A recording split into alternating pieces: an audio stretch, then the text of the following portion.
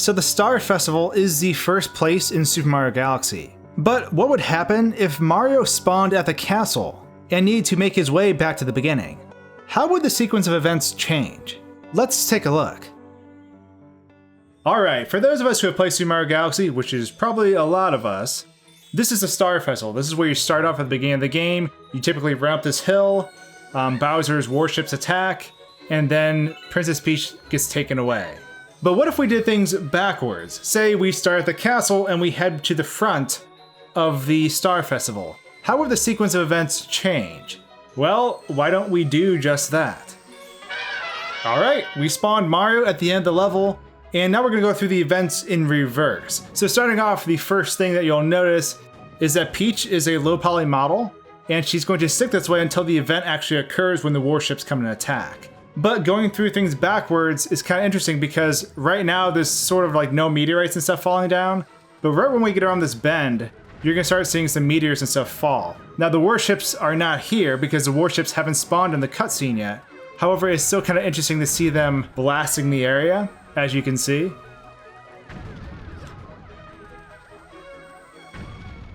And now we just trip the cutscene. So now we have this cutscene taking place. Obviously, Bowser comes and attacks the place.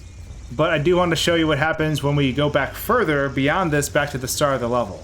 So something else that's kind of interesting is when this is all taking place. If you inverse the camera, everyone looks like they're made of gold. And this is because everything in Super Mario Galaxy has this rim light effect. So everything is always being constantly lit from the front, and anything beyond that just turns to the color of the light. So when you're in certain levels, there'll be like a white light. So the back of Mario or Luigi will always be like a stark white, whereas this, because there's a lot of turmoil going on, it's supposed to be like a sunsetty type thing, it actually turns your character yellow. In this case, I'm a skeleton because I clicked on the skeleton thing, but I'm gonna turn it off. So I'm basically a golden Mario. But if I were to flip the camera around again, you'll see that everything looks normal. However, you can see, like I was saying, this sort of glow around Mario. And if I do like a quarter turn, you'll be able to see that there's this really stark, yellow light shining on him. And affecting all the objects in this area. So obviously everything's thrown into disarray, and this is what happens normally if you come straight ahead. But now we're going to jump back past this pillar that got knocked down using some low gravity cheats. We're going to hop over here. The camera's going to get hung up a little bit because it doesn't know how to get past this pillar, but it'll snap up back to the top of the hill once we get up here. So something that's kind of funny is that if you make it to the top of the hill, all the toads up here still have the original dialogue. They don't see that everything's under attack. This one in particular is really funny. He says the view from here is just the best, whereas the view is just warships destroying the entire area. But as you go down here, like I said, all the toads are still thinking that nothing has happened because you're not supposed to be able to get back here again. So Nintendo never changed their dialogue.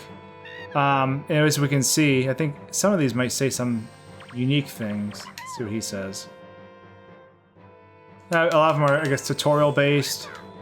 Welcome to the Mushroom Kingdom, even though it's getting destroyed. Yay, you're here. Let's see.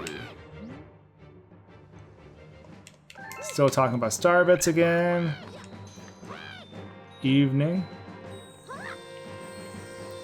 So a couple other things of note while we're over here. I find it interesting that this ledge up here has, you can walk on it. A lot of the places around here don't have a collision, so if I were to jump up here, I'm just gonna fall to my death.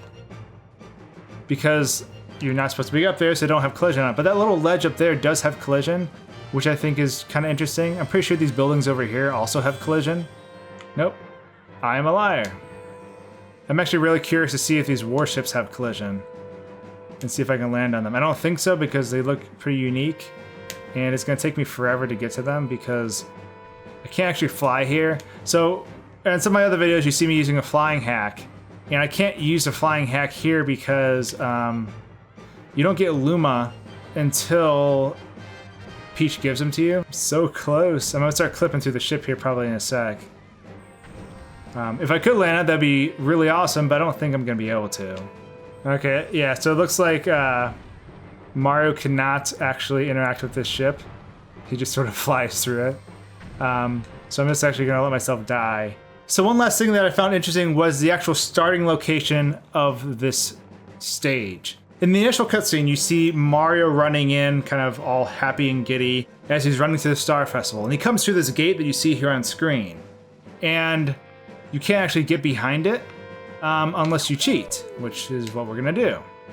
Now the camera's gonna lock onto the door, and it's not gonna move from this point forward, but that doesn't mean we can't see what's back here. And surprisingly, what we will find is that this area actually has collision somewhat. They only put collision on the hard rock surface that Mario's walking on. If I step off this path at all, I'm gonna fall. But surprisingly, the collision goes back pretty far. I think up until this bend right here. This bend right here, I think, is where I actually fall and die. Yep. So right here, it's the end of the pathway. But I thought it was kind of neat to see this in a reverse angle because you can never actually get back here, and it's only in that initial cutscene. Actually, if we long jump this way, we can see that the path actually just ends in a triangle shape, and then it kind of disappears once you go over this little slope. And now we're gonna fall to our death again because there's no way to recover out of that. So I hope you guys like this little experiment of inverting sort of the, I guess, the timeline of the Star Festival, starting at the end and going to the beginning, and kind of showing you the surrounding areas that are kind of off limits. If you like this video, I hope you'll enjoy some others on the channel, and I'll see all of you next time. Cheers! Why don't you hit that subscribe button and stay up to date with all my latest uploads? There's a lot of cool stuff coming, so I hope you enjoy.